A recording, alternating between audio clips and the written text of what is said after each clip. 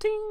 Welcome back everyone to part 2 of my ridiculously large webcomics list, sort of 2014. As some of you may have noticed, it's not actually 2014 anymore. I am far too busy and this webcomic list is far too long and I didn't think this through. I am an idiot, but I'm gonna try and get to the end of it, so there. In the first part, I got through about half of the mostly safe for work comics. Remaining is the other half of the safe for work comics, and then all the not safe for work ones, and then all the finished ones, and my special mentions. So I'm not sure quite how I'm going to stage that, depends how much I get through in this session, but I want to try and make it be about an hour. If I'm going off of the last one's time, then it probably will be about an hour. One of the issues with this series is that I planned it to be just a one-off big list thing from 2014, and then there'll be an update for 2015. But because it's taken so long, I've picked up more comics. I'm now reading more than I was before, and so this list is no longer really 2014, but it's the kind of time period I'm recording it in, so there. Always Raining Here, by Hazel and Bell. One of the many comics from a generation spawned by reactions to yaoi. Western comic artists and writers making either post-yaoi, as some people are calling it now, or yaoi parody, or basically looks like it's yaoi and then it reveals that it's not because it's written by actual humans, and so the people in it act like actual humans. In the same way that Shades of A is kind of a post-Shades of Grey comic. The setup's pretty simple and to get your head around. Adrian is heartsick, and Carter is horny. Adrian is in love with someone who cannot reciprocate his feelings, which sucks, and he's kind of down for many reasons. And Carter would like to find a bloke to bang, basically. And so if they both had, you know, the want to bang, or both had the want to romance that the other one has, this would be a very straight up yaoi comic, but it's not, because they don't, because they're more like people.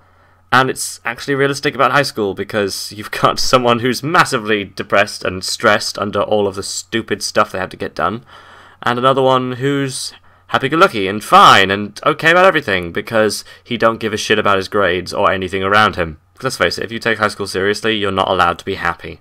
You can't be. You have too much to do to be happy. It sucks. The description is that this is a story about their misadventures as awkward teenagers fumbling through unrequited romances. The credits are currently on Volume 2. It's not got the biggest backlog, so you can catch up to it pretty easily. The artwork has improved tremendously. It was good to start with. It was already good. It was already, like, not something you'd look at and go, oh my god, flee in terror.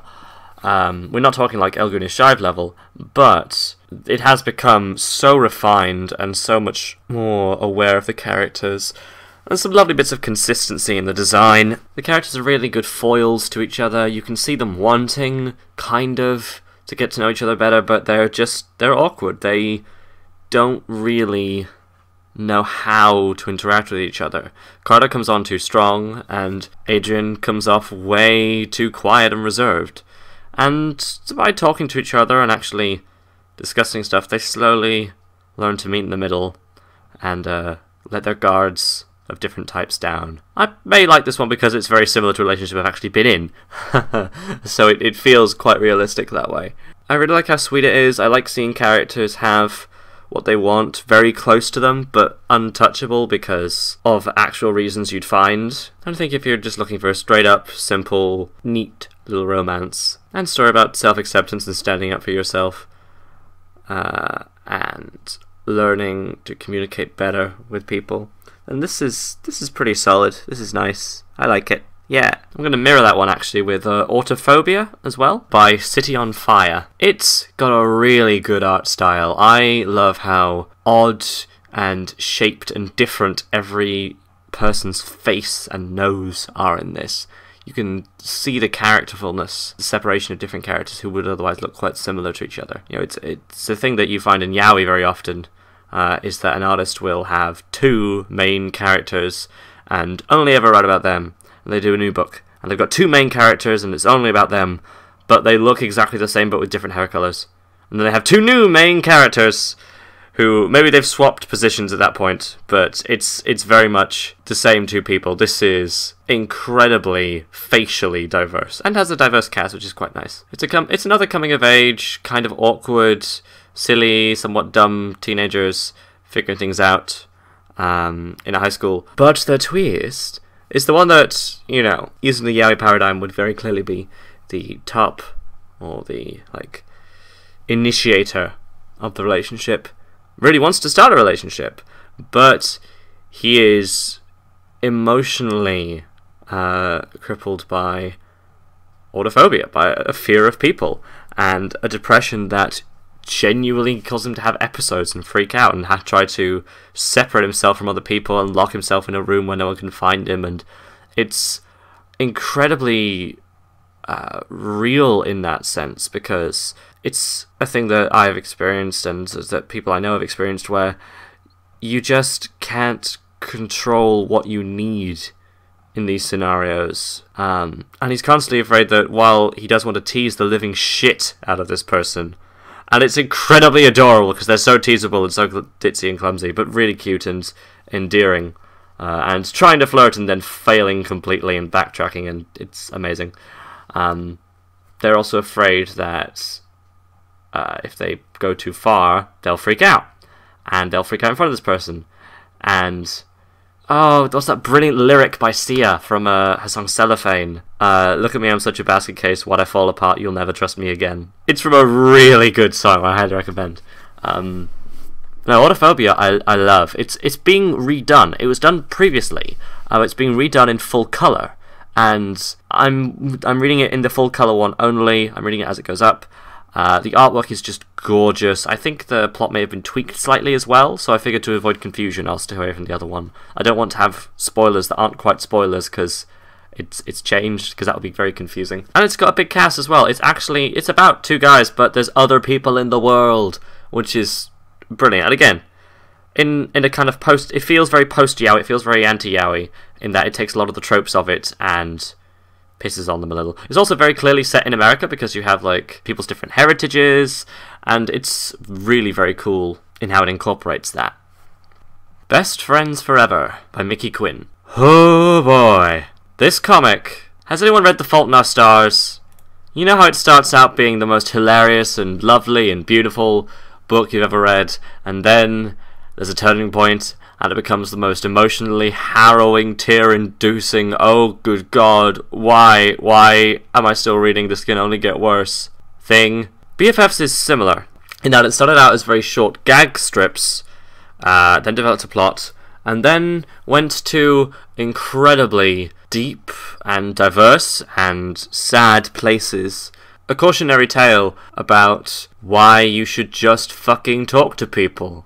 I know it's hard, but if you don't, things will get so much worse. It's also about people who want certain things and can't have certain things, and the difficulties and massive ramifications and trauma, genuine actual trauma and PTSD of significant bullying. And it's one of the very few comics I've ever seen that has, like, someone in an actual discussed kind of poly arrangement, and it's one of the forms that I actually see poly take, not just like the usual, no, I want to have sex with all the things. Not that there's anything wrong with having sex with all the things, but there's these characters who are dating online via a massive distance between them, and they're open to seeing other people, because yeah, it's going to take a long time for them to meet up, and that's super cool. The story follows Teddy, who is incredibly feminine and short, and Vincent, who's incredibly masculine and tall. He plays football and everything. Teddy's actually on the cheerleading squad at one point. And it's about how they aren't dating. How they definitely aren't dating. How, no matter what happens, they are not dating. Even though they really, really could be if they would actually friggin' talk to each other.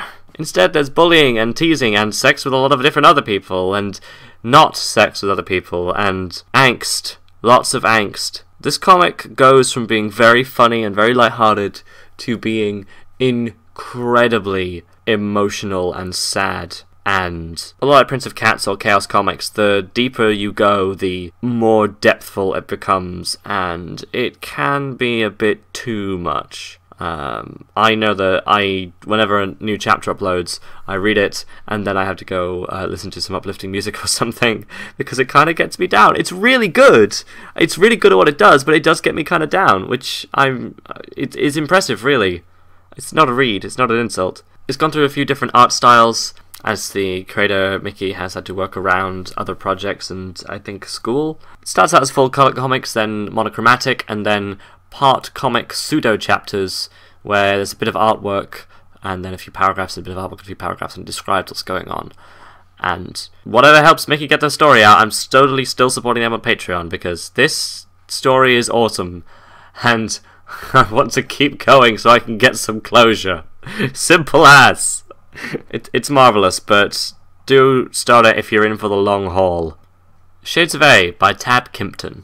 Tab is ever present at pretty much all the UK conventions that are relevant to them. He's known for his 8-volume, with a lot of side stories, original work Chaos Comics, which ran for several years. Shades of A is his next project, which parodies Shades of Grey and how fucking awful it is, and instead goes through the same scenarios, but retold through characters who are, A, diverse, so it's not just all fucking white people and one horrible Latino stereotype, but also queer. Largely, that Anastasia has replaced by Anwar, who is asexual, and gets dragged off to a kink club with a friend, and spirals into misadventures when he meets Chris, who is a cross-dresser on the weekends. And how they end up falling in love, but Anwar's asexual and Chris likes kinky stuff, and so they work around making that work. And, like, how does their relationship even function? Anwar isn't gay, so... and neither is Chris. And it's quite interesting. It's a very modern story, about how getting what you want isn't about getting what people tell you should want. There's a lot of bias, because I've always been a big fan of Tab, but if you want more diversity in comics, or you just fucking hate Shades of Grey, this is a really good one to read. Also, mini plug for his side series, Minority Monsters, which is short, usually single or double page comics only, with some kind of mythical creature who is also some kind of minority of gender or sexuality or something, a joke, an amazing design, and a brief explanation of something. Kaboom! There you go. Stick it on a t-shirt. And they're super fun. After some votes, 2 of them are currently on t-shirts. Madame Lucy Decline, the asexual succubus who just makes cakes and runs a little bakery. And Sir Fabulous the Third, the bisexual unicorn, who has, like, the best tagline ever. You're kissing that centaur? Does that make you gay? And he responds with saying, "No, my friend, because bisexuality is not a myth." They're just super sweet, super short comics. They're fun, they fill a void, and they just have really good, fun designs. Clearly, Tab is just enjoying making unexpected things, like a cross-dressing centaur. How does that even work? Well, they have damn fine hooves, that's how. Highly recommended. Highly recommended for the people who have absolutely no time or just want some visual, awesome fun. Queer Mo's Journey. I love this comic. I really, really love it. And I love talking to Nikola Tesla, the creator, in the comments as well. They're very active there, and I love to see that in anything. Basically, it's a pun on the hero's journey, the story archetype, wherein our completely adorable and awesome narrator, Ricky, struggles with gender dysphoria, getting dates, getting jobs, and self-acceptance, and binders, and all that kind of jazz. And sharks. Giant sharks. And puns. It is incredibly fun and funny, but also really on point about a lot of the things that people with gender dysphoria struggle with, which includes myself. Queer Mo is a portmanteau of queer and homo, obviously, so it's someone who is genderqueer or transgender and also gay, and that's our entry point and brief description of Ricky right there. The comic has changed a lot. There's been some like single one-shots, but it now has a continuous plot line. Updates are a little sporadic, but it is a Tumblr comic, so you can just follow it on Tumblr if you have that, or if you're like me, add it to a favorites bar and just open it with other comics. See if it's updated. If it's not, oh well, just wait for the next one. It's really genuinely enjoyable, fun, makes me smile. And the art style's fantastic. It's lovely and minimal. Like it's black and white, but with a single colour shade, depending on what's going on. Like, Dysphoria is actually a character in this who personifies gender dysphoria, and her stuff's all pink and girly. Whereas Ricky himself and most of the world is blue. Shades of blue. Many, many types of blue. Blue. But honestly, I'd recommend this for its marvellous sense of humour. I mean, there's a shop page. The shop currently is empty. So instead, it automatically starts playing the Ocarina of Time shop theme and has just big letters saying, "What are you doing here?"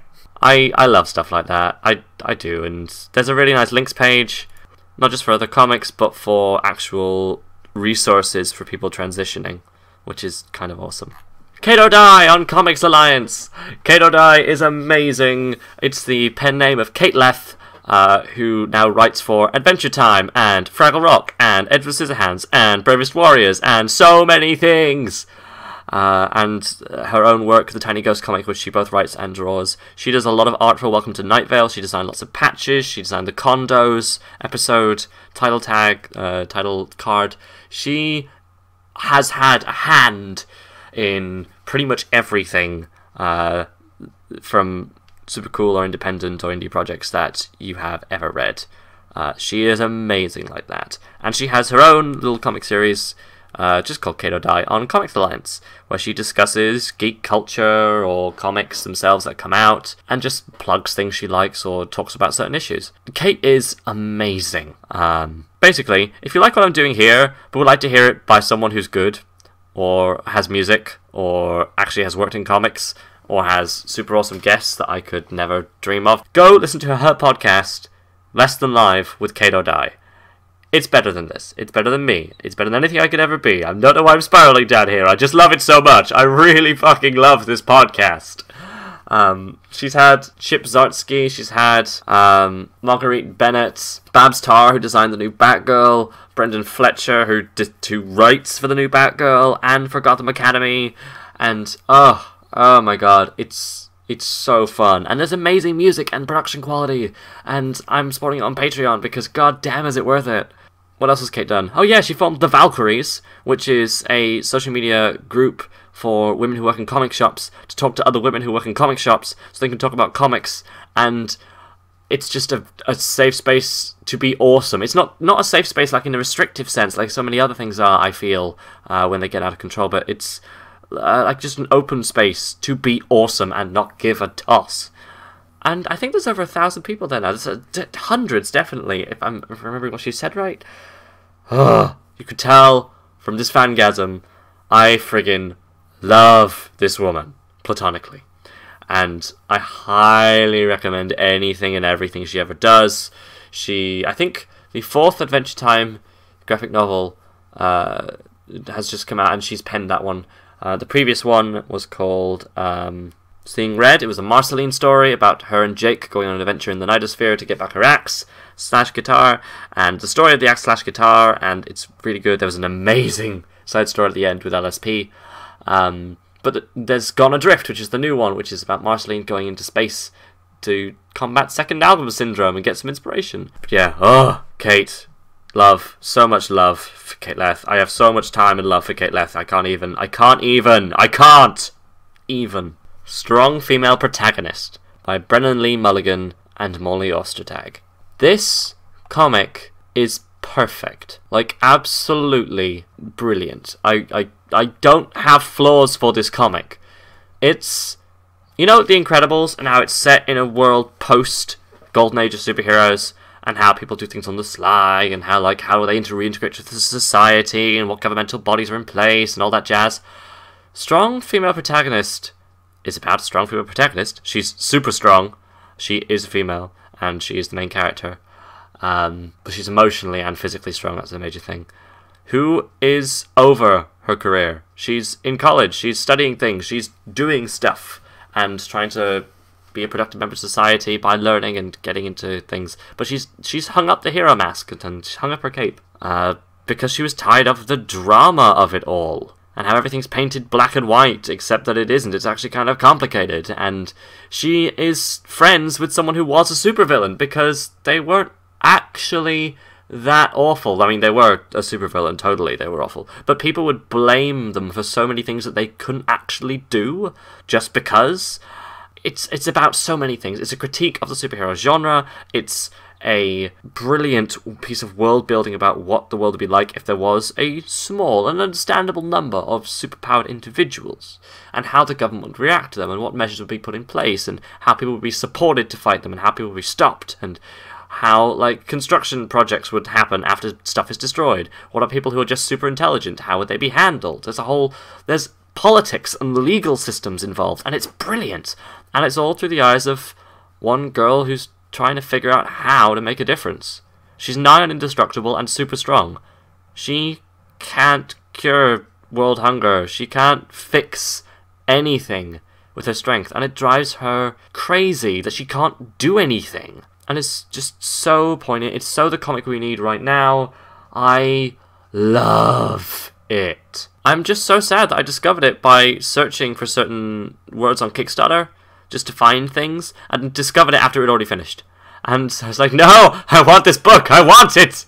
XKCD, if you're not reading this, why? You are confusing. Surely you've heard of it before you've heard of me. It's huge. Randall Munroe does stick people, very simple art, very quick to do art, but has made it an art form of his own by making it dynamic, and there's characters by very small traits, and it works, and they talk about the big stuff. Small art, big topics. It's about science and philosophy and existentialism and humanity, and oh, so often he just asks very interesting questions with no answers, and he's written a book. He's just an intelligent guy, and he's written a book called What If?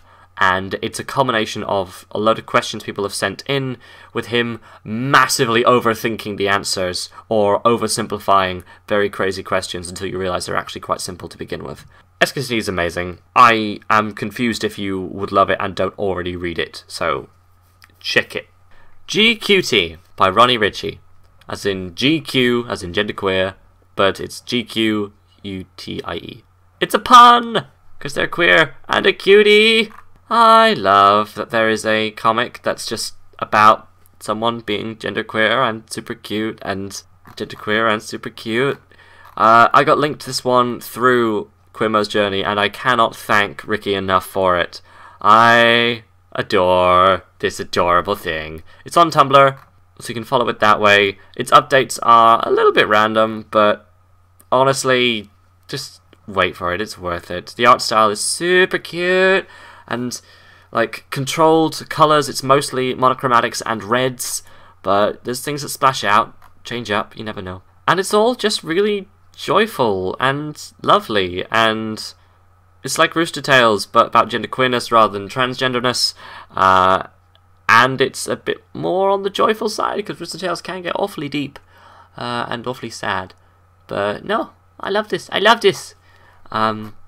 Ronnie's also on Patreon, and it's very clear that this comic has not got a giant following yet, and I would love to see it have that, so check it, and if you love it, please consider donating to their Patreon. Kid with Experience by Jess Fink. Okay, we are coming back to Jess Fink later, when we get to Not Safe for Work. If you're familiar with Jess Fink's work, you know exactly why, but for now, let's focus on just Kid with Experience. Jess Fink is a lot of things. Comic artist, comic guru, comic writer, and Kid with Experience is their simple autobio. Sometimes it's something quite detailed and lengthy, and sometimes it's something quite small, like just visiting family and just some simple thoughts. It's fun, it's either light-hearted or human, it varies, and sometimes it's just some doodles. But even autobiographically, it's got Jess's brilliant humour in there. Filthy humour, fun humour, puns, silliness, just all marvellous. And it's got the best banner ever. At the top of the page, there's the big title, Kid with Experience. But it's got Jess in business suits doing business things. But just you saying poop and duty as her early lines. It's so marvellous. But yeah, don't worry. We are totally getting back to her other comic. Her main comic. Her biggest, most amazing comic. When we get to the Not Safe for Work podcast. Just trust me, just wait for it. I want to talk about that at length. Pauline Pictures by Cassian Lodge. Timing! I've already reviewed this! Since since it got added to this list, I have interviewed Cassian and put that on the main blog.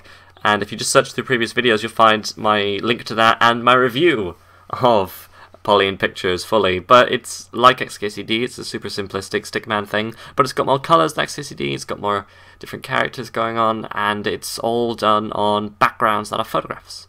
So you have like tiny people on big things and making them into, like Arietti and the Borrowers style, like an eraser that's a sofa, all that jazz.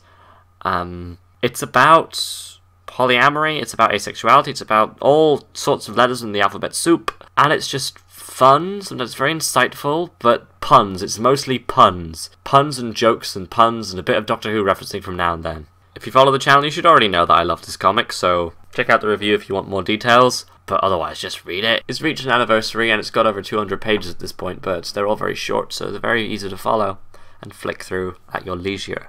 I have now reached the end of the Safe for Work thing. However, that's not all of them, because I've started reading a lot more since I started making this list. God damn it, I take too long to do everything. Check Please by, and I know I'm going to say this wrong, Nguzozi Ukazu? God damn it, I used to speak Japanese. No, my luck, it's not even going to be Japanese. I'm sorry, I'm an idiot. Just, it's by a person. Check Please is interesting. It's actually one of the few comics with a gay main character, which doesn't seem to follow just them being gay or their romances. It's about Eric Bittle, or Bitty, being a really good figure skater, but doing ice hockey, and being very small and weedy, and having massive issues with being checked, which is when you get shoved and tackled. And it's very interesting to see a story that doesn't actually revolve exclusively around their sexuality. They're a vlogger and are talking about hockey and baking. Pretty much the two things they like to do. Hockey and baking. And there's a potential romance, but I don't know. It's interesting. I understand that there is some kind of thing with how much the fans dictate the plot. I've heard this as a criticism. I haven't looked into it intentionally, so I can just read the comic and enjoy it for what it is. However, I can see that a potential love interest may have come up. It's totally not canon yet, and it would be a bit sudden. But, you know, I'm still enjoying it. The artwork is fantastic. The characters are fun and enjoyable. But yeah, I can see what people mean. It is very Tumblr as well. Though it uses Tumblr's format, which is something I've never seen any comic do. It doesn't update in single pages on Tumblr, it updates panels on Tumblr, and it arranges the panels as a single update. So it looks like a comic page, but small. So you click on something, and then you scroll through the different panels to learn what's going on. And this is super interesting because unlike a lot of comics where they update it full size and then you scroll, you won't get any spoilers because you can't actually read what's going on in the later panels until you get to them. Which is interesting. This and Buying Time are the two comics I've read which try to use technology in order to tell the story in a way that has not been told before, or to control the pacing or the layouts. I have absolutely no idea how this would translate to a printed book. It would probably have to relay out everything, but I like it. I enjoy it, and there, if you like cute boys, baking, or hockey, enjoy, check please. Cat of Beans by Tigo, or Cuppo Cake. They seem to be going anonymous. I was actually having a discussion with them earlier today on Twitter, how their comic is one of the very few examples, and Check Please is another one, where you have the main character. They are, well, it's not confirmed yet in Can of Beans, but it's pretty obvious to everyone he's gay. And the story isn't about his quest to bang his dual protagonist, or to find someone to bang. It's not about that. And instead it's about lycanthropy, the difficulties of going to university and maintaining a part-time job while you're a werewolf, which is kind of awesome.